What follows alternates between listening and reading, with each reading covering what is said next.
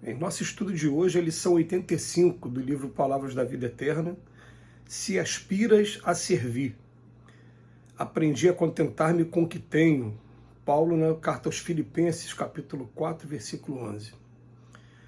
Afirma-te no veemente propósito de servir, entretanto, para isso apresenta cláusulas diversas.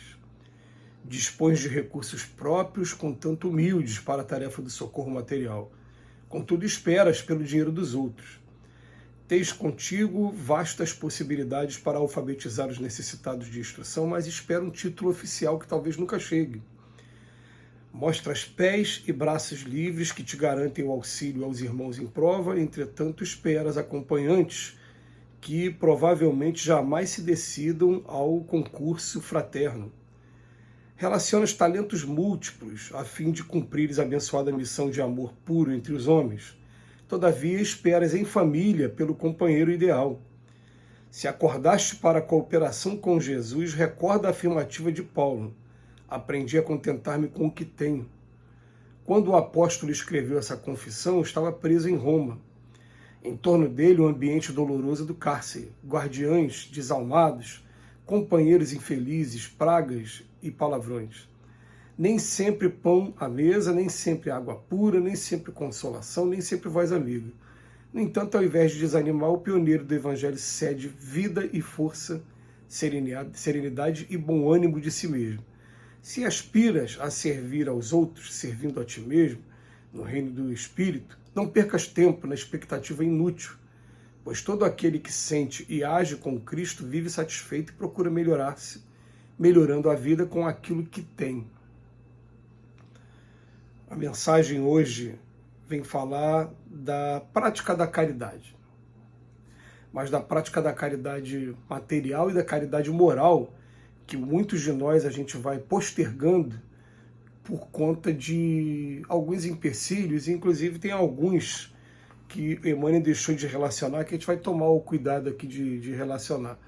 Emmanuel relaciona em outras lições, porque também aprendemos isso com o Emmanuel.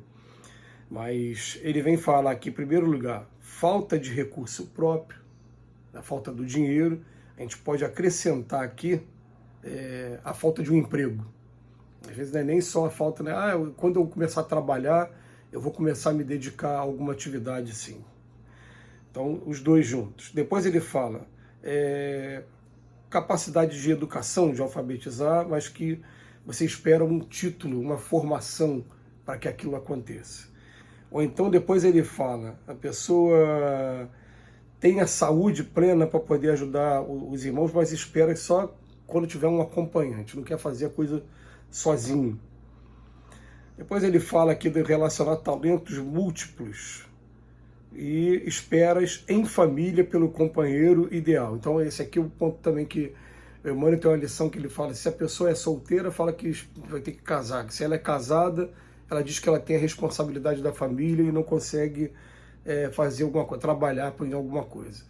E é claro, assim, o aprendizado máximo aqui dessa vida que a gente está tendo aqui na Terra é o amar ao próximo a si mesmo como Deus nos amou.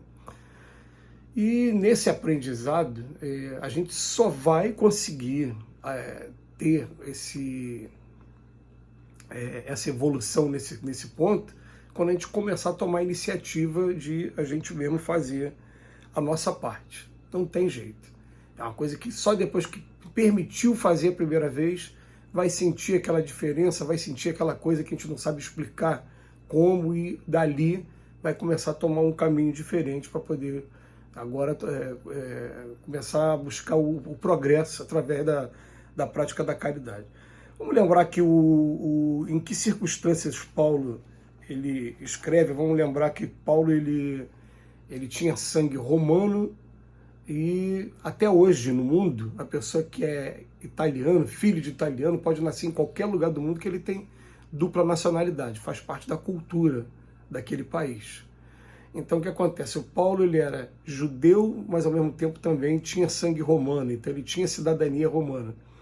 Tem um momento que ele se converte, e quando ele se converte, ele primeiro fica 3 anos no deserto, estudando a si mesmo, para depois começar o que a gente conhece como as viagens de Paulo. As viagens por Antioquia, fundando as igrejas, Coríntios, Tessalonicenses, aquela parte toda que a gente conhece lá das cartas de Paulo. E foram 3 viagens que ele fez, mas na última ele havia sido preso e ia ser executado.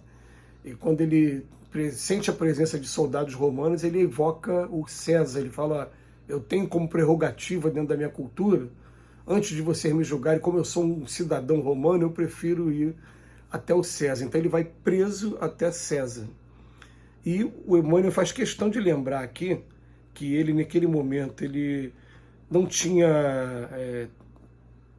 água pura, comida, amigos do lado dele. Ele estava vivendo com guardiães desalmados, com pessoas, né, que se hoje a gente encontra muita violência, vamos imaginar como é que era a violência na época, né? E mesmo nessas circunstâncias todas adversas, ele encontra o tempo dele para sentar e escrever várias cartas, que a gente sabe pela história de Paulo que ele escreveu várias cartas preso. Tem muitas cartas ali de todas aquelas que ele escreveu, ele estava preso. E ali ele estava orientando aqueles novos cristãos, né, até que ele fosse solto, e Paulo acaba desencarnando, morrendo nessa encarnação dele por conta de Nero, que tacou fogo em Roma e colocou a culpa nos cristãos, perseguindo e matando os cristãos.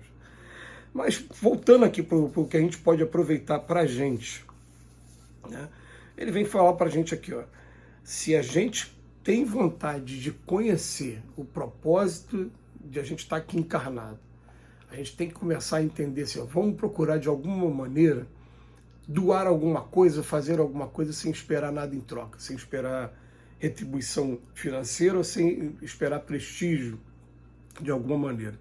E como é que a gente faz isso? A vida ainda tem um laboratório, que é o laboratório da gente ver as misérias humanas, que são as pessoas que estão passando fome, são as pessoas que estão em abrigos, são as pessoas que estão em hospitais, são as pessoas que estão em presídios.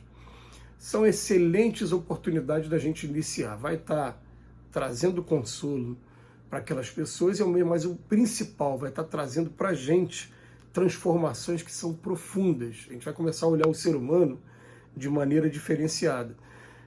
Eu gosto de usar como exemplo, né, um exemplo pessoal, porque quando a gente fala da gente, as palavras têm mais força, têm mais vida. Aprendi isso até com o Divaldo Pereira Franco.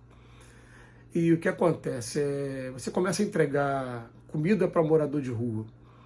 E quando você entra no trabalho, o trabalho ainda está sendo pesquisado, ainda está sendo, né, descoberto. Você chega na rua com uma quentinha que alguém já preparou, você mesmo preparou, pergunta se a pessoa quer jantar, entrega para aquela pessoa, dá uma mensagem qualquer para ela ali de fica com Deus, tal e tal, e vai embora. Mas depois, com o tempo, você começa a se colocar no lugar daquelas pessoas, aí o trabalho começa a entrar em você. Você está sempre andando com um dinheirinho no bolso para poder estar comprando um lanche, alguma coisa para aquela pessoa. Eu até brincava, né, o pastel com caldo de cana, esses lanches assim. E aí o que acontece? Com o tempo você nunca mais consegue ir a um lugar e ficar em paz quando vê algum morador de rua. E uma coisa curiosa também, fica, mas só comigo que acontece quando você começa a se entregar a esse trabalho, a espiritualidade conhecendo, já vendo que você está trabalhando, ela começa a direcionar. Então vai ser muito comum o seguinte, né? Aquele morador de rua, ele tem 30 pessoas, ele vai em você. O magnetismo vai acender de uma maneira que ele, sem ter o conhecimento de causa, só inspirado pelos espíritos, ele vai procurar você, porque ali em você ele vai ter chance de ser atendido. Então, com isso, você começa a modificar a sua forma de ver a vida, e, gente, é assim para tudo. Por isso que eu deveria de passar por algumas etapas, trabalhar com morador de rua, trabalhar em pessoas doentes, trabalhar com crianças, você ir em abrigo, por exemplo, fazer compra de bombom, de chocolate, de doce, e vir entregar para as crianças, ver aquele sorriso, correndo, vendo na sua direção. Não tem preço, não tem preço. Então, o principal beneficiado desses trabalhos acaba sendo nós. Porque é o nosso coração que modifica, e quando a gente modifica o coração, a gente cria essa luz, a gente modifica o magnetismo para preparar a gente para estar entrando no mundo espiritual daqui a pouco melhor do que quando a gente chegou. Que Jesus nos abençoe hoje e sempre.